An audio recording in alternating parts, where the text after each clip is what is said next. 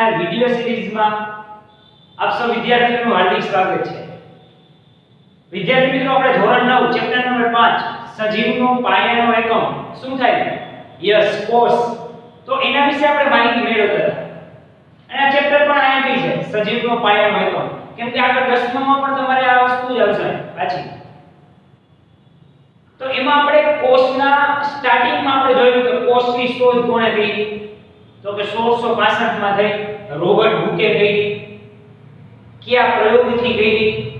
કે એને શું કરતો હતો? તો કે બૂચનો પાતળો છેદ હતો એ સૂક્ષ્મદર્શક યંત્રમાં રાખ્યો અને એમાં એને ખાના, મધપુડાના ખાના જેવી રચના જોવા મળી, એને કોષ નામ આપ્યું। ત્યારબાદ અલગ અલગ 7 વૈજ્ઞાનિકોએ કોષ વિશે જુદી જુદી માહિતી આપી। પછી આપણે એક કોષીય બહુકોષીયનો તફાવત જોયો તો અને છેલ્લે આપણે મનુષ્યમાં અલગ અલગ વિવિધ પ્રકારના 7 કોષ એટલે કે ચેતાકોષ, રક્તકણ, સ્નાયુકોષ, મેદકોષ, આવા બધા ઘણા બધા પ્રકારના આપણે કોષ સ્લાઇડની સાથે જોયા। એટલે આશા રાખું છું કે એનાથી તમે પરિચિત થઈ ગયા હશો। હવે ઈ વસ્તુ યાદ રહેશે ને કે હવે આગલા સેશનમાં ક્યાંય તમારે ચિંતા જેવું થશે નહીં, પણ એના માટે ઇન્ટ્રોડક્શનના ક્વેશ્ચન જે આવે છે, બરોબર, આ જે એક સેશનના આ સેશનના આ બધા યાદ રાખવા જરૂરી છે, તો આગળ ક્યાંય પાછી વાંધો આવશે નહીં। ચાલો આપણે આગલા ક્વેશ્ચનમાં જોઈએ કે સજીવોમાં કાર્યની વહેંચણી। સજીવોમાં એ બધા એક પ્રકારના આવે, એક કોષીય આવે, બહુકોષીય આવે। તો એમાં કાર્યની વહેંચણી કઈ રીતે થાય એના વિશેનો આપણે આ પ્રશ્ન જોવાનો છે કે એક કોષીય હોય તો એ કઈ રીતે કાર્ય કરે, બહુકોષીય હોય તો એનું સજીવ છે એ શરીરનું કઈ રીતે કાર્ય કરતું હોય, એ વસ્તુ આપણે જોવાની છે। તો પહેલા આપણે ફર્સ્ટ ઓફ ઓલ એક કોષીયની વાત કરી। યાદ કરો તો એક કોષીયમાં કયા કયા ઉદાહરણ હતા? મેં તમને સ્લાઇડમાં બતાવ્યા હતા। યસ, અમીબા, પેરામીશિયમ, ક્લેમિડોમોનાસ, આ બધા કેમાં આવે? એક કોષીયમાં હતા। હવે આપણે એ એક કોષીયની પહેલા વાત કરી તો કે કદ અને આકાર કાર્ય સાથે સંબંધિત હોય છે, બરાબર? શું કીધું કે કોઈ પણ સજીવનો કદ અને આકાર હોય ને કાર્ય સાથે સંબંધિત હોય। શું કાર્ય કરવું એ આનાથી ખબર પડી જાય। હવે હાથ છે તો એને તમે લઈ શકવાની ક્રિયા કરી શકો છો। આ હાથથી હું પાણી ન પી શકું, હા કદાચ પાણીનો ગ્લાસ મારા મોઢા સુધી પહોંચાડી શકીશ, પણ આનાથી પાણી પીવાશે નહીં, કારણ કે એ હાથનું કાર્ય નથી, એ મોઢાનું જ કાર્ય છે। વિવિધ કાર્યો માટે નિશ્ચિત કદ અને આકાર હોય છે, બરાબર? જેમ કે ચાલવું તો એના માટે પગનો આકાર આવો જ હોય છે, ફિક્સ જ હોય।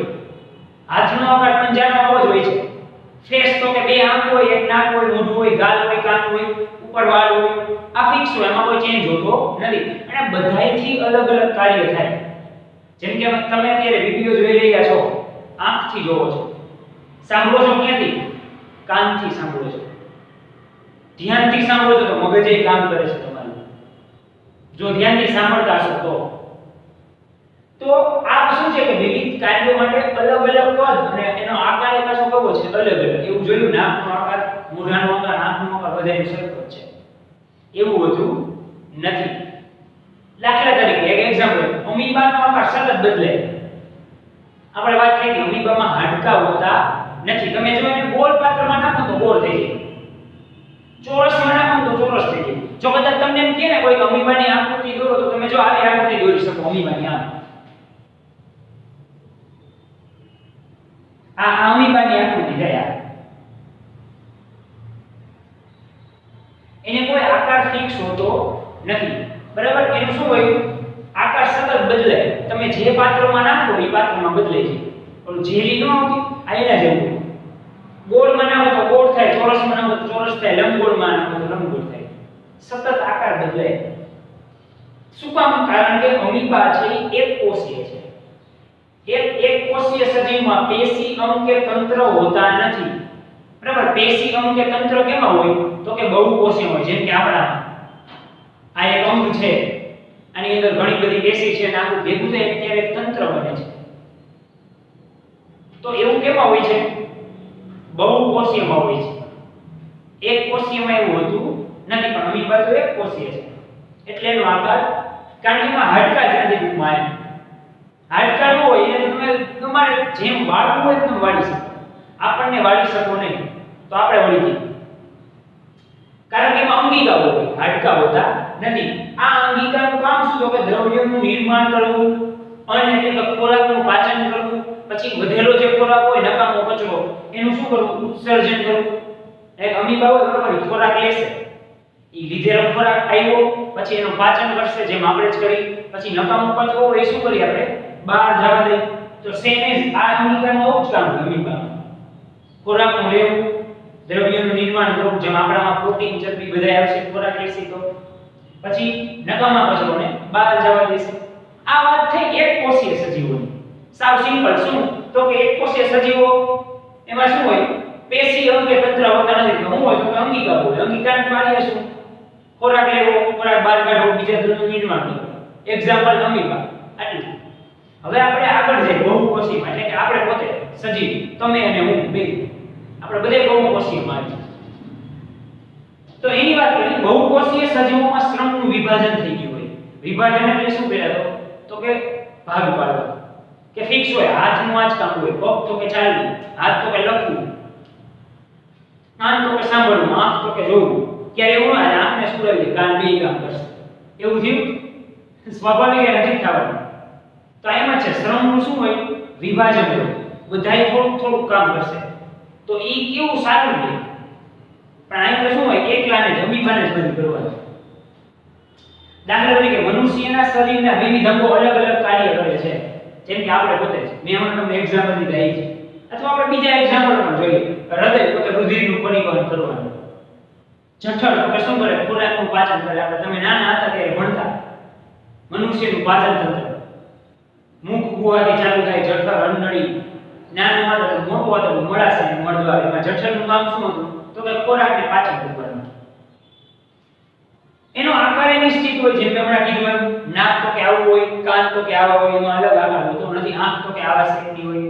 જેમ કે ચેતાકોષ, રક્તકોષ, સ્નાયુકોષ, આ બધી અંદર કોષ તો હોય જ. આ બધાની સ્લાઇડ તમે આગળના સેશનમાં જોઈ કે ચેતાકોષ કેવા દેખાય તો પેલા લાંબા હતા, રક્તકોષ તો કે લાલા હોય, ખાવાની ટીકડી જેવા લાગતા હતા. પણ ખાવાની ટીકડી નથી રક્તકોષ. સ્નાયુકોષ તો કે લાંબા લાંબા હતા. તો આ બધા કેવા હોય ફિક્સ હોય, એમાં કઈ ચેન્જ થતા નથી. તમારા રક્તકણ લ્યો કે મારા રક્તકણ લ્યો, બધાયનો આકાર કેવો હોય ગોળ સરખો જ હોય છે. આપણે આગલી સ્લાઇડમાં જોયા હતા. નો જોયો તો હજી એકવાર વિડિયો વ્યવસ્થિત જોઈ લેજો, પાછળ આવશે. ચોથો ક્વેશ્ચન હતો લગભગ. એક કોષીય સજીવોમાં અંગિકા સ્તરે બહુકોષીય સજીવોમાં શ્રમ વિભાજન જોવા મળે છે, જ્યારે શ્રમ વિભાજન એક કોષીયમાં જોવા મળતું નથી. એને આખા અમીબાએ બધું કામ કરવાનું હોય છે. આ એક આટલા અમથા અમીબાએ, જ્યારે આપણામાં શું હોય અલગ અલગ કામ વહેંચાયેલું હોય. હું નાકને એમ કહું ચાલવા માંડ તો નાક ચાલશે ને પગ જ ચાલશે, કારણ કે એમાં શ્રમ વિભાજન હોતું નથી. તો આપણે સૌ સિમ્પલ પ્રશ્ન જોયો સજીવોમાં કાર્યની વહેંચણી. તો કે સજીવો બે પ્રકાર, એક કોષીય બહુકોષીય. એક કોષીયમાં આ રીતે હોય, બહુકોષીયમાં તમે જોયું આપણા પોતાના છે અંગો હોય ઘણા બધા, પેશી બને, એના અલગ અલગ કામ છે. તમે આ પણ લખી શકો, આંખથી જોવાનું, મોઢાથી બોલવાનું, કાનથી સાંભળવાનું, એ પણ તમે લખી શકો. અને એના કોષના આકારે નિશ્ચિત હોય, તમને ખબર જ છે આ બધા. એટલે પ્રશ્ન પૂરો. આનો સ્ક્રીનશોટ પણ પાડી લેજો વિદ્યાર્થી મિત્રો. વિદ્યાર્થી મિત્રો આપણે એકકોષીય અને બહુકોષીય જોયા બાદ હવે આપણે આગલો ક્વેશ્ચન છે કે શા માટે કોષને સજીવનું બંધારણીય તેમજ ક્રિયાત્મક એકમ કહે છે? શું કામ કોષ જ બંધારણ કરવા વાળો અને ક્રિયા કરવા વાળો શું કામ એવું કોષને જ કે બીજા કોઈને કહેતા નથી? તો સાવ સિમ્પલ જવાબ છે, હમણાં આપણે આગળ જોયા એના બે જવાબ આવશે કે એક કોષીય સજીવ છે એમાં એક જ પ્રકારના કોષ હોય કે જે બધા કાર્યો કરવાની ક્ષમતા ધરાવે છે. જેમ કે હમણાં આપણે જોયું અમીબામાં, એમાં એક કોષ હોતા નથી. ઈ જ દ્રવ્યનું નિર્માણ કરે, ખોરાકને પચાવે, ખોરાકનું ઉત્સર્જન કરે, બધું કોણ કરશે? તો કે એક જ પ્રકારના કોષ. બરાબર? એવું કેમાં હોય? એક કોષીય સજીવમાં હોય. જ્યારે બહુકોષીય સજીવોમાં તો કે પેશી હોય, અંગ હોય કે તંત્ર હોય, આ બધે ભેગા થઈને વિવિધ કાર્યો કરે છે અને કાર્યની આખી વહેંચણી થઈ જાય છે. પણ જ્યારે એક કોષીયમાં એવું થતું નથી. જેમ કે શ્વસન, શ્વાસ પ્રશ્વાસની ક્રિયા, પ્રકાશ સંશ્લેષણ. પ્રકાશ સંશ્લેષણ એટલે શું? તો કે વનસ્પતિ સૂર્યપ્રકાશ અને ક્લોરોફિલની હાજરીમાં પોતાનો ખોરાક પોતાની જાતે બનાવે. એને શું કહેવાય? પ્રકાશ સંશ્લેષણની ક્રિયા આ તમે ભણી જ ગયા છો. પ્રજનન એટલે કે નવો સજીવ ઉત્પન્ન કરવો. આ બધાય કાર્યો કોષીય સ્તરે જ થાય છે. એમાં ફરજિયાત કોષની જરૂર પડે જ. બાકી આ એક કાર્યો થાય નહીં. આ કારણે કોષને સજીવનો બંધારણીય તેમજ ક્રિયાત્મક એકમ કહેવામાં આવ્યો છે. 2 માર્ક પર પ્રશ્ન પૂછાય શા માટે આવું થાય છે? તો કે શું? તો કે પહેલા એક કોષીયનું કયો, બધું કામ એક જ કોષ કરે, ત્યારબાદ બહુ કોષીયનું કયો, પ્રકાશ સંશ્લેષણ, પ્રજનન, શ્વસન બધું કરે અને એમાં કોષની જરૂર પડે છે. તેથી હવે આપણે હજી થોડાક ચેપ્ટરમાં આગળ જઈએ તો નેક્સ્ટ ક્વેશ્ચન છે કે કોષનું આયોજન કેવી રીતે થાય છે? ખાલી કોષ જ ન એની અંદર પણ ઘણી બધી વસ્તુ હોય. તો એ કઈ રીતે બને છે એ આપણને પ્રશ્ન પૂછ્યો છે. કઈ રીતે એનું આયોજન થાય છે? તો કે કોષના મુખ્ય ભાગો છે કયા? તો કે કોષરસ પટલ, કોષ કેન્દ્ર અને કોષરસ. અત્યારે ખાલી નામ યાદ રાખો. હમણાં આપણે આગલા સેશનમાં જ આના વિશે ડીપમાં જોશી એક એક શબ્દ વિશે. કયા 3 ભાગ છે? કોષરસ પટલ, કોષ કેન્દ્ર, કોષરસ. પટલ, કેન્દ્ર, રસ આટલું યાદ રાખવાનું. કોષ તો બધાયમાં આગળ આવવાનું છે. પટલ, કેન્દ્ર, રસ એટલે ત્રણેય વસ્તુ આવી. કોષ પટલ, કોષ કેન્દ્ર, કોષ રસ. એમાં આપણે જોઈએ કે કોષરસ શું છે? તો કે વિવિધ કાર્યો માટે વિશિષ્ટ અંગો ધરાવે છે. આપણામાં ખબર જ છે ઘણા બધા કાર્યો છે. તો એના માટે અંગો પણ કેવા હોય? અલગ અલગ હોય. જેને અંગિકાઓ કહે છે. જેમ કે કણાભસૂત્ર, લાઇસોસોમ, રિબોસોમ. બરાબર? આ બધી અંગિકાના નામ છે. તમને કહે આ શું છે? આ વ્યક્તિના નામ નથી, આ બધે અંગિકાઓના નામ છે. એ પણ આપણે આગળ આવશે. લાઇસોસોમ, રિબોસોમ, કણાભસૂત્ર એક પ્રકારની અંગિકાઓ છે. કોષરસ, કોષ કેન્દ્ર અને કોષને ઘેરતા કોષરસ પટલ દ્વારા કોષનું આયોજન થાય છે. કોષનું આયોજન કેવી રીતે થાય? તો કે 3 વસ્તુ આવે. કોષરસ, કોષ કેન્દ્ર અને કોષરસ પટલ. જે આપણે ઓલરેડી આગળ જોયા. આ ત્રણેય ઘેરાય આપો ત્યારે એક કોષ બને છે. કોષનું આયોજન થાય છે. કઈ 3 વસ્તુ? તો કે પટલ, કેન્દ્ર, રસ. આમાં એ જ વસ્તુ છે. પટલ, કેન્દ્ર, રસ છે. આ ત્રણેય ઘેરાય. પહેલા શું લખો? એનો મુખ્ય ભાગ, પછી એના માટેની અંગિકા, પછી આ ત્રણેય વસ્તુ ઘેરાય એટલે કોષનું આયોજન થાય છે. અને છેલ્લો પોઈન્ટ, આ આયોજનથી કોષની બધી પ્રવૃત્તિ તેમના પર્યાવરણ સાથે આંતરક્રિયાઓ શક્ય બને છે. જેમ કે હું શ્વાસ લઈ શકું છું, બોલી શકું છું. બરાબર? આ બધી ક્રિયાઓ થઈ શકે મારામાં. શું કામ? કારણ કે મારામાં અંગિકાઓ છે પ્રકારની. તો એવી રીતના જ આખું આયોજન છે, સ્ટ્રક્ચર છે આખું આ બધાયથી બની. એટલે એનાથી બધી શું થાય? આંતરક્રિયાઓ બધી શક્ય થશે. તો આ બે હિસાબ છેલ્લા ક્વેશ્ચન હતા. અને આ બે માટે આગળની થિયરી યાદ રાખવી સાવ જરૂરી છે. સ્ટુડન્ટ્સ આનો પણ તમે વ્યવસ્થિત સ્ક્રીનશોટ પાડી શકો છો.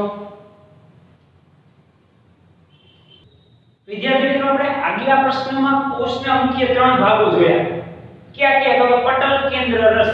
એટલે કે કોષ પટલ, કોષ કેન્દ્ર, કોષ રસ. બરાબર? હવે એમાંથી આપણે કોષરસ પટલ એના વિશે પહેલા માહિતી મેળવી. એનું સ્થાન ક્યાં હોય, એની લાક્ષણિકતા શું છે અને એ શું કાર્યો કરે છે એ વસ્તુ આપણે આ પ્રશ્નમાં જોશી. સાવ સિમ્પલ પ્રશ્ન છે અને આઈએમપી પ્રશ્ન છે. ખાસ આ યાદ રાખવાનું છે. બરાબર? એટલે ખાસ અહીંયા ધ્યાન આપજો. હવે એનું સ્થાન ક્યાં છે? તો કે કોષરસનું સૌથી બહારનું આવરણ છે ને એ પ્રાણી કોષમાં બહારના સ્તર તરીકે હોય છે. જે બહારનું આવરણ હોય ને એને શું કહેવાય? કોષરસ પટલ. કોષરસનું સૌથી બહાર કે ભાઈ એક કોષ છે કોઈ પણ, ધારો કે આ કોષ છે, આમાં જે સૌથી બહારનું આવરણ છે ને એને શું કહેવાય? કોષરસ પટલ. પ્રાણી કોષમાં બહારના કોષ તરીકે હોય. જ્યારે જીવાણુ કોષ અને વનસ્પતિ કોષ આમાં ક્યાં હોય? કોષ દિવાલની અંદર હોય.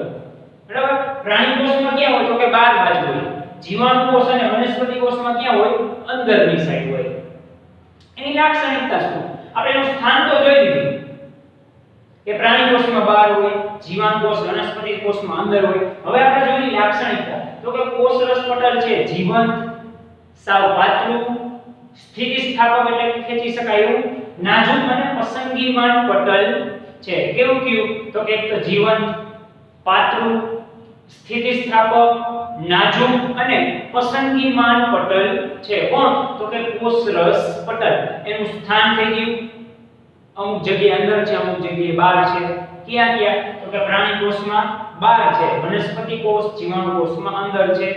એની લાક્ષણિકતા આપણે જોઈ. હવે આપણે મેઈન એના જોશું કાર્યો કે એ ક્યાં ક્યાં ઉપયોગમાં આવે છે, શું કામ શું કરે છે કોષરસ પટલ, એ આપણે જોશું. કે અહીંયા તમને એના અલગ અલગ 5 કાર્યો આપેલા છે. તે કોષને બાહ્ય પર્યાવરણથી અલગ રાખે છે, એટલે બહાર ઘણું બધું આવતું હોય એનાથી શું કરે કે અલગ જ રાખી કોષને, આપણા કોષને બચાવે, અંદર સુધી એટલું બધું ટેમ્પરેચર પહોંચવા દે નહીં. અંદરના દ્રવ્યને આવરણ પૂરું પાડે છે. આવરણ એટલે કે પડ. ધારો કે આ એક કોષની અંદર દ્રવ્ય છે, તો અહીંયા આવી ગયું ને, અહીં હશે કોષરસ પટલ, તો આના માટે એક આવરણ બની ગયું ને. આ જેમ કે આપણા માટે આવરણ શું છે તો કે ચામડી, એ આપણું બહારનું આવરણ છે, રક્ષા આપે બહારથી ને અંદર બે બાજુ. તો આ સેમ એસ અંદરના દ્રવ્યને આપણી અંદર સ્નાયુ હશે, આમાં લોહી હશે, પેશી હશે, બધાને શું આપે કે આવરણ આપે છે ચામડી. એના જેવું. ત્યારે તેનું મુખ્ય કાર્ય શું તો કે કોષમાં પ્રવેશતા એટલે કે અંદર આવતા અને બહાર જતા કોષમાંથી એવા જે દ્રવ્યો હોય ને નિયમન કરવાનું છે. નિયમન એટલે શું તો કે કોને કેટલું અંદર આવવા દેવું, કોને કેટલું બહાર જવા દેવું. જેમ કે પાણી હોય, પાણી આપણને ખબર જ હોય કેટલું પીવું, પછી વધારે પીવાય નહીં. શું કામ? એ આપણી પેટમાં જે હોજરી હોય ત્યાં ખબર પડી જાય કે હવે આપણી તરસ છીપાઈ ગઈ છે, હવે પાણી પૂરેપૂરું પીવાઈ ગયું છે. કોણ કાર્ય કરે તો કે કોષરસ પટલ કરે. એની અંદર કેટલા દ્રવ્ય આવે છે, કેટલા દ્રવ્યને બહાર જવા દેવા, એનું નિયમન થતું હોય. જેટલું જવા દેવાનું હોય એટલું જવા દે, એનાથી વધારે જવા દેશે નહીં. એવી જ રીતના જેટલું અંદર પ્રવેશવા દેવાનું હશે એટલું જ પ્રવેશવા દેશે, વધારે કે ઓછું કંઈ પ્રવેશવા દેશે નહીં. આ ઉપરાંત એમાં ઓક્સિજન અને કાર્બન ડાયોક્સાઇડ વાયુ પણ પસાર થાય છે. એમાંથી જ થાય. ક્યાંથી? તો કે કોષરસ પટલમાંથી. આપણે અત્યારે એના કાર્યો આ જોઈ રહ્યા છીએ. પહેલું કાર્ય શું હતું? બાહ્ય પર્યાવરણ પૂરું પાડે, અંદરના જે કોષ હોય એને પણ આવરણ પૂરું પાડે. પછી કેટલી વસ્તુ પ્રવેશવા દેવી, કેટલી વસ્તુ બહાર કાઢવી, બેનું નિયમન કરે. ત્યારબાદ ઓક્સિજન અને કાર્બન ડાયોક્સાઇડ બે એમાંથી પસાર થાય. અને છેલ્લો પોઈન્ટ કે પાણીના અણુઓ પસાર થાય છે તેમાંથી, પણ ઈ પાણીના અણુઓ આશ્રુતિ દ્વારા પસાર થાય છે. હવે આ તમારા માટે નવો શબ્દ છે, આશ્રુતિ એટલે શું? ઓકે, ઈ તો તમે કાર્યમાં લખી નાખ્યું. જો કાર્યમાં તમારે અહીંયા આશ્રુતિનો મીનિંગ લખવાનો નહીં હોય, આ તો તમારા માટે મેં સમજાવવા માટે લખ્યો છે. બાકી આ ચેપ્ટરમાં આગળ આ પ્રશ્ન આવશે, આશ્રુતિ એટલે શું સમજાવો, ત્યારે આપણે પાછું ભણશું. પણ તમને નવું ન લાગે એટલા માટે અત્યારે એનો મીનિંગ સમજાવી દઉં છું. તમારે 5 પોઈન્ટ તો અહીં સુધી લખવાના. પાણીના અણુઓ આશ્રુતિ દ્વારા પસાર થાય છે, પૂરું. આશ્રુતિનો મીનિંગ લખવાની અત્યારે જરૂર નથી આ પ્રશ્નમાં. આશ્રુતિનો અલગથી ક્વેશ્ચન આવશે ત્યારે આપણે આ જ વસ્તુ પાછી લખવાની રહેશે. છતાંય આપણે અત્યારે એનો મીનિંગ સમજી લઈએ. કેમ આવ્યું છે પાણીના અણુઓ આશ્રુતિ દ્વારા પસાર થાય છે? તો આશ્રુતિ એટલે કે જુદી જુદી સાંદ્રતાવાળા પ્રવાહીમાં વચ્ચે એક પટલ મૂકવાનું આવે કે બે સાંદ્રતા છે, આની અલગ સાંદ્રતા છે, આ પ્રવાહીની અલગ સાંદ્રતા છે, બરોબર? આમાં વચ્ચોવચ્ચ કોષરસ પટલ મૂકી દીધું. તો હવે એમાં થશે શું તો કે એમાં પાણીના જે અણુઓ હશે ને એ વધુ સાંદ્રથી, ધારો કે આ વધુ સાંદ્ર છે, આ ઓછું સાંદ્ર છે, આ જુદી જુદી સાંદ્ર થઈ ગઈ. જે પાણીના અણુ છે વધુ સાંદ્રથી ઓછા સાંદ્ર તરફ ગતિ કરવા માંડશે, નીચેથી ઉપર જાય છે. અને ઉપર વધુ હશે, નીચે ઓછું હશે તો નીચે ઉપરથી નીચે આવશે. ટૂંકમાં ઇન શોર્ટ વધુથી ઓછા તરફ જાય પાણીના અણુ. ઈ પ્રક્રિયાને આશ્રુતિ કહે છે. જો એને છે વધુ સાંદ્રતાવાળામાંથી ઓછા સાંદ્રતાવાળા પ્રવાહીમાં જાય. કોણ? તો કે પાણીના અણુઓ. જાય ને પાણીના અણુઓ પસાર થાય છે. ઈ કઈ રીતે પસાર થતા હોય? વધુ સાંદ્રતામાંથી ઓછા સાંદ્રતામાં પસાર થતા હોય. તો ઈ પ્રક્રિયાને આશ્રુતિ કહે છે. તો મેઈનલી આપણે આ સેશનમાં શું જોયું કે કોષરસ પટલનું સ્થાન, એના લાક્ષણિકતાઓ, એના કાર્યો જોયા આપણે, બરાબર? તો આજના સેશનમાં આપણે અહીંયા સુધી રાખીએ છીએ મિત્રો. હવે આગલા સેશનમાં હજી આગળ એક નવી મસ્ત મજાની થિયરી સાથે વધુ આગળ વધશું. તમે આનો સ્ક્રીનશોટ પણ પાડી શકો છો. ત્યાં સુધી ધન્યવાદ.